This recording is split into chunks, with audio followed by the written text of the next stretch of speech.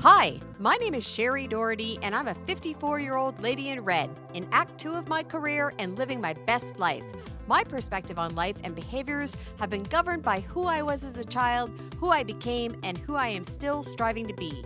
People my age are beautiful, bold, confident, and full of wisdom, and truly, the encore of the story of your life is still when the best songs are yet to be sung. My mission in this podcast is to shine the spotlight on people like me, have real conversations about reinvention stories, and inspire you to continue to follow your dreams regardless of your age. I'm doing it for Daisy. Who are you doing it for? Welcome to today's episode of the Encore Podcast. It is my delight and privilege to have with me Shari Hughson, someone that I was recently introduced to through a mutual friend who heard about the Encore Podcast and all that we're doing and said, I have the lady for you. So then when I spoke to Shari, I said, absolutely, he was right. Shari is full of energy. She has amazing stories. She is a self-proclaimed adventurer, innovator, and entrepreneur, and has amazing life stories that take some crazy twists and turns that I'm excited for her to share them all with you. Thank you for joining me today, Shari. Thank you, Shari, for having me. It's wonderful. And just for the record, it's Shari spelled the same way, so very cool. At any rate, Shari has a great backstory, and I'm going to ask her to speak to us all about, who you were, where you grew up, what you did in your earlier and your formative years, where you got to, because I know you had some tremendous successes in building some companies. And then I think there was a change, and I'm so excited to, when we get to that part, if you just want to give us your backstory, that'd be greatly appreciated. Absolutely. Thank you so much. My backstory is pretty normal. Growing up sort of middle class to poor family here in Kingston, Ontario. Went to public school and high school here and Queen's University. Okay. From parents who both worked very, very hard to keep us healthy. I was the first child to go in our whole family, even all the cousins, to go to university, and I took nursing degree. So I followed a real traditional childhood path. Mm-hmm. We camped and we traveled and we were in the bush whenever we could, and we went to school and worked hard. And after my Queen's degree was when I went, I don't want the same. Okay. I didn't want to be a nurse, was what I'd realized, as a career.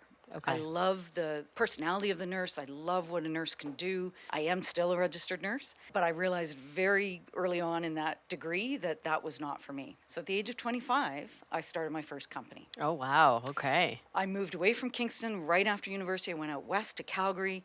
My dad had always said his biggest regret was not moving to Calgary and starting his own business. So I did that straight out of university and why Calgary? Did your father have family there or an affinity? He loved the mountains and the horse culture, but he'd never lived any of that. Interesting. Lifestyle. Okay, yeah. Very interesting. So you went to pursue that for him. I went to pursue that and started my first company at the age of 25, and it boomed and grew spectacularly. So I had a great growth company. It scaled up nationally. We were all across Canada, and I had a wonderful, successful business exit in my early 30s. So that was a medical business, is that correct? It was a home healthcare company. Okay. Yeah. So again, I used the nursing background, and I ended up with a health entrepreneur career. Okay, very interesting. There was more than one, wasn't there? There was. I thought so, if I'm remembering correctly. So I did return. I got my MBA from University of Calgary, started 2 more companies that failed. Okay. Miserably failed. Uh-oh. And was bankrupt again in my 30s and had to start over. And so I had to get a job for the first sort of time, and it was such a jarring experience, to say the least. And a huge ego blow, and you're just feeling really quite embarrassed, is the odd thing to say about it. But I had built this whole persona of who I was. Right. And it just felt like I was a fraud sort of at that point in time. I think a lot of us have imposter syndrome. Yeah. And then when life kicks us around a little bit and tells us we're right about the fact that we were an imposter. And that was the MBA. I hate to say that, but I took an MBA because I felt even after a national scaled up company with hundreds and hundreds of employees, I felt like I had no business background and that no one would believe I had credibility in business. Interesting. Anyway, I started working, recognized the other entrepreneurial, innovative people in the company, and an opportunity came up to buy it. And we partnered with a venture capital firm and 8 of us purchased the company back from a U.S. parent, and we took it from a medium-sized company to the largest private health service company in Canada. Wow. Today, 12,000 employees. It was just an amazing journey with Right. an incredible group of people. That's wonderful. Yeah. Okay. Yeah, so having to work for a little while turned out to be quite a great opportunity. Right. Yeah. Well, sometimes you have to be humbled. Yeah. And I say it often, but sometimes you have to be pruned to bloom again. And the pruning season sucks. Yeah. I was through it as does. well. Yeah. It's not fun, but, we get through it and we persevere. And, the other side often looks really great and looks like something we weren't expecting. Yeah. Okay. So I have gone on. I have had another 4 companies. All have not failed miserably. So none have been huge, big exits again, but really decent companies with, making an impact on communities. So up to the point that I left that 4th business, I had another side. So my Okay. other side goes along with entrepreneurship is I never wanted to lead the life that others was leading. Okay. So I almost in some ways, when I listened to your previous podcast and people sort of led a pretty steady lifestyle, followed what society had sort of set Yep. for them until an age, in which Yep. their 50s transition. I think I almost did it. I'm doing an opposite of that in some Okay. ways, but I've had a 10-year of what normal life would have been just now. Okay. So not just entrepreneurship, but I also became an extreme adventurer. So I was an ultramarathoner, an competitive adventure racer, which is multi-day, multi-sport, wilderness adventures. Oh my goodness. Good for you. No sleep, and you're on a team, and it's just really pushing limits. And it started me on this journey of always trying anything that I was afraid of or uncomfortable with. So scuba diving, skydiving. Skydiving couldn't just be the normal way that people go and train. We had to do how is the highest that we can jump from as beginners, amateurs. Wow. Just 18,000 feet, you need oxygen. You're going to be without oxygen when you jump from the plane. It was this life of pushing limits and stepping into discomfort and trying new things, and always connected to nature, always outdoors. I was fascinated by how our ancestors lived. We became survival experts, partly because of the adventure races, and we traveled. Like I did a lot of extreme travel, climbing, highest mountains in 6 different countries. So a lot of sort of out there activities. That's fantastic. And so when I left that 4th company, I was exhausted, burned out from that corporate world, and we decided to follow a dream. Okay. That, strangely, my husband and I had each had as children when we didn't know each other, and when we met, the first night we met, had a conversation about it. Okay. And that conversation was about living off the land. So we actually moved to the middle of nowhere in British Columbia and lived for 7 years. Wow. Off the land, off the grid, nearest community, 5-hour drive away. 5 One way. hours. That's a really long way. A long way. So if you needed something, you're a 10-hour round trip. Oh my goodness. Yeah. Okay. And our closest neighbor was probably 2 hours away. So it was remote. So we were interior British Columbia, in between Williams Lake and Bella Coola. So we were on the eastern slopes of the Coast Mountains, Okay. which is rain shadow. Okay. Hey.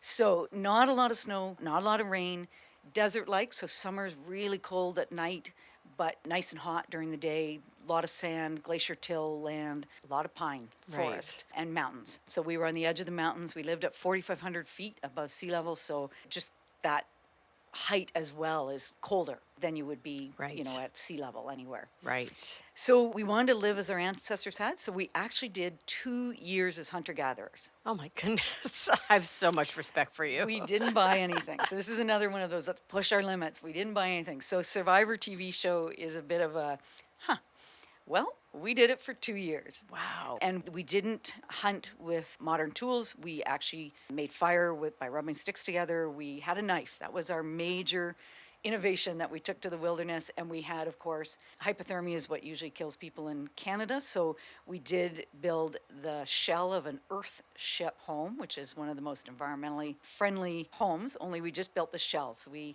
had a warm shelter at all times to come back to. And we had decent clothing that our ancestors would not have had. I'm literally fascinated. Yeah. So we made traps out of sticks, and we used throwing sticks, and we made bows and arrow and fishing traps, and we lived. Where my mind goes is, how did you deal with the isolation? You must really like your husband to spend that much time alone in the woods. So that's wonderful that you have We that do. solid and that good of a connection and relationship. That's very special.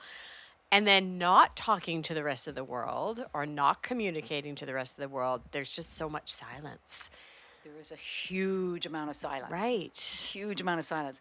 But we did still connect with people. Okay. We learned a lot about community through that 2 year, more isolated than anyone would ever have experienced.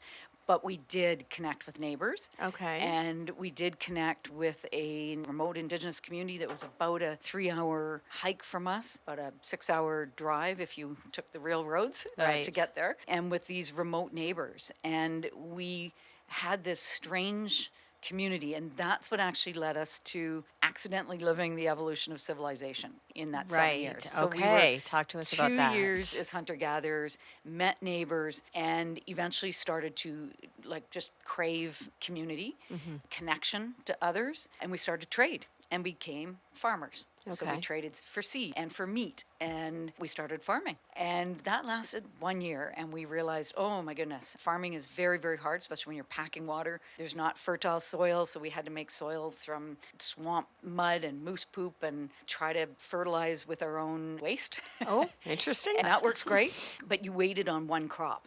Okay. And we couldn't farm enough to feed 2 people. And so we needed neighbors, Right. and we needed that community. And we then added in solar and wind, and now we entered the industrial era where we had energy. And at that point, we built a greenhouse. We finished the Earthship, put in all the systems of waste management, gray water systems, water capture systems, and started a greenhouse that was part of our home, and finished up the Earthship. So you have to look up Earthships because they're Right, I really will. amazing. They're made out of 80% garbage. So they're an amazing concept. And it taught us a lot and transitioned us from being huge environmentalists to the end of the 7 year, really speaking about innovation. So we added internet and then entered the information era. And when we added that, we had our fingers on all this knowledge Right. that allowed us to automate the entire system. So we had a fully circular, self-sufficient food system that was automated. And our 7th year, we were fully free from time and money, which is such often people that, the 2 things everybody wants in the world is freedom from time and money. Right. And we were able to just explore at that point nature and live in nature and continue to build over this time period a really strong relationship with that Indigenous community and sharing skills and knowledge and unlearning so much of what I'd learned in Western society. So it was an amazing journey. I imagine. Unexpected. That's great. Do you stay in touch with those people now? Absolutely. That's so beautiful. I sit on their economic development board and visit regularly and work with them on their community plan and strategic planning and entrepreneurship. So Very nice. and have connected with other communities through them as well. So what brought you back to Kingston? Yeah, so that was when I started the journey of the life everyone else typically leads. Right. Is I came back to Kingston for aging parents. Okay. At that point, so that's been the last 9 years, and I didn't want to start anything entrepreneurial given the amount of effort that's required. It's all-consuming. For that. It's very all-consuming. But it started me on a different journey. Is I got a job at Queen's University, so that's really been my primary job I've ever held. And I co-created the Masters of Management program in Innovation and Entrepreneurship. And I That sounds started to so teach. interesting. It's a great master's program. It's a joint partnership between engineering and the School of Business, and a really spectacular program. As I started to teach and tell stories, that's when I realized I'd lived an unusual life. Interesting. Because I was just living my life. Right. I was out doing the things I wanted to do, every dream I had, I went and did. Right. Pushed every limit I could think of. And now I was on this journey of caring for parents, and that is definitely not for the faint of heart. And through this time, as I started to tell the story, started to analyze, what was I doing? What was I doing? Because people could ask me, how did I do that? Why did I do it? And what did it do? And so I started to learn about what I've been doing and realized that what I did, others can learn from, because it's all related to neuroplasticity and creating more connections in our brain by stepping out of our ruts.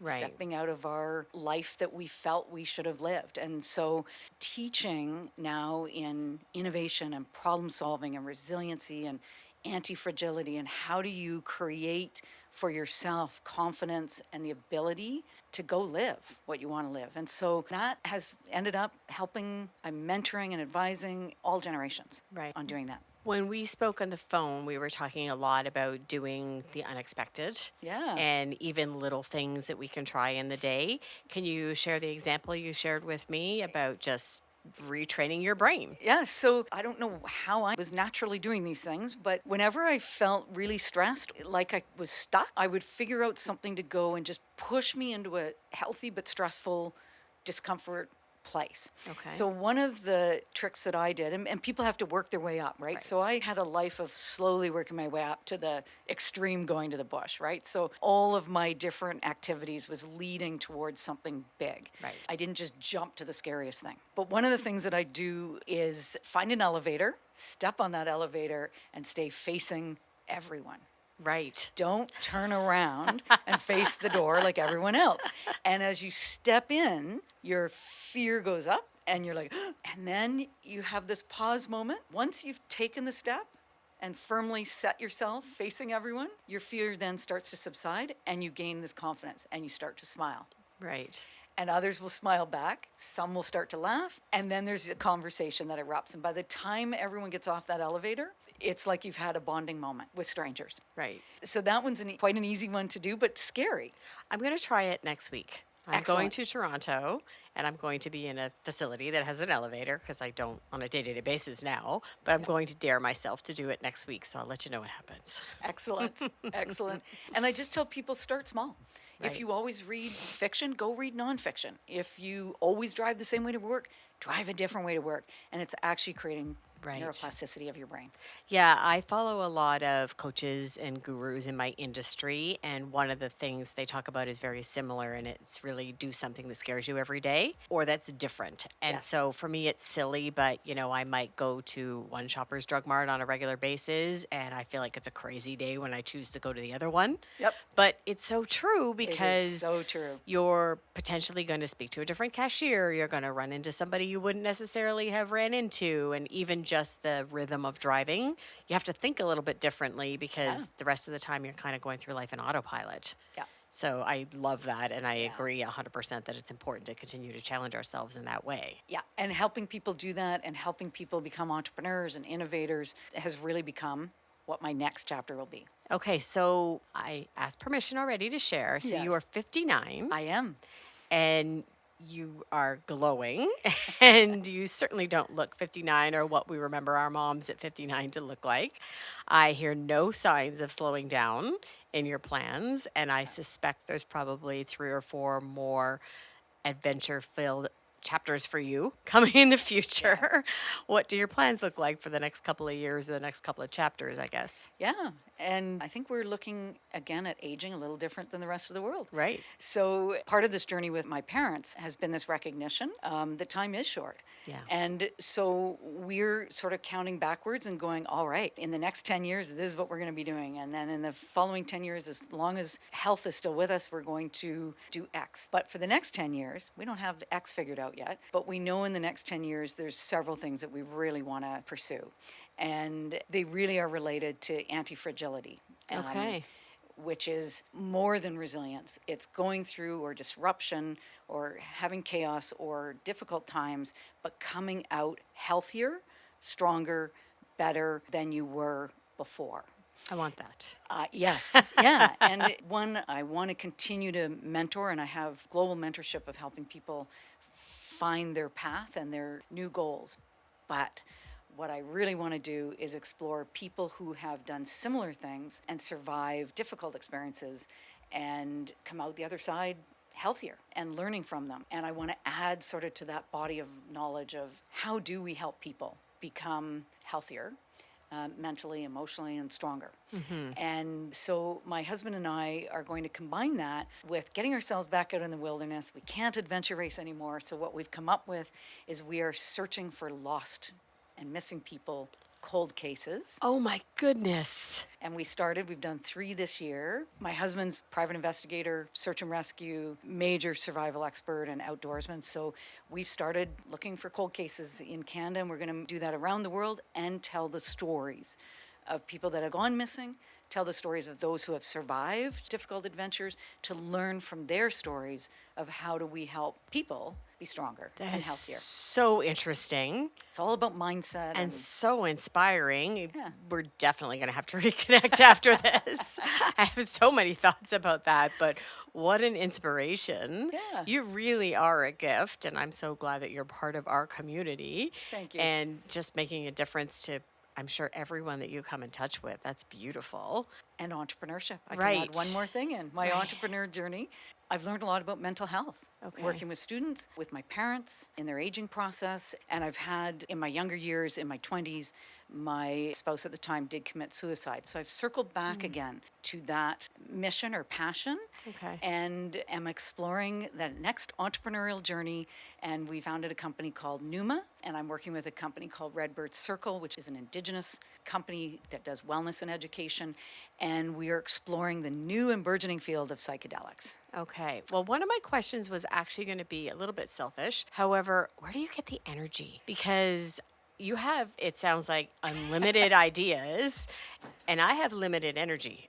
Even if I had unlimited ideas, is there something that you've learned through all of this about, keeping your energy and your own spirits high to accomplish all these big goals that you have? I would say, number one, I was gifted with the art of sleep from my father. So I sleep incredibly well through all difficulties and failed businesses and suicide of my spouse and mentally ill parent. I've slept. And I know that, people that don't sleep, I have tremendous empathy for that, because it does lead to a lot more energy when you can I'm sleep currently well. one of them. I am having issues sleeping. Yeah. But I do hear And it that does that is happen the most for important women for women over in the 50. change, yes. But I have always slept well. And I would say the other piece is I've always been connected to nature, always, a lot. We live in a 500 square foot cabin outside of Kingston today. Really? In the bush, on a lake. We're in the water at New Year's and Christmas, and then get up and skate. We're active all the time, so lots of movement. And I try not to say exercise anymore, even though I was really into exercise and fitness and eating well. I'm a little gentler on all of that, and it's all about movement. I love biking and cross-country skiing, and so we'd stay active. And that actually gives you more energy, Right. Okay. weirdly. Yes, I have heard those things. It's just the execution. Yeah. And Kind that's of. all part of that. How do I help people get to a place that they can follow a dream? And it does include that self-time. I consider all that my self-time. That's great. Where would someone find you if they wanted to get in touch with you? LinkedIn Okay. is really where I hang out more than anywhere else. And I don't usually do much other social media. I find it is harmful Not good for your to brain. many people. So I don't post a lot on some of those other mediums at this time. Good for you. We might for our cold case missing people, though. Have to put that up. Yes, so I'm very intrigued by that, and we will have to have a follow-up conversation on it. And maybe next year we'll have you come back and tell us a little bit about those adventures. And if there's anything we can do, of course, please reach out and help. I have reached to a number of different platforms, and I would also love to find some missing people. Just heart-wrenching. Yes. I'm literally fascinated by our conversation today. Every single time we speak, I learn new and more interesting and intriguing things about you. And I thank you so much for sharing your stories. I can't wait to, continue to follow your journey and all the fascinating things that you're doing. And I so sincerely appreciate you being with us today. Do you have any closing thoughts you'd like to share? I just want to thank you for letting me storytell again. And if we can make a difference in people's lives, that's really what the next chapter is.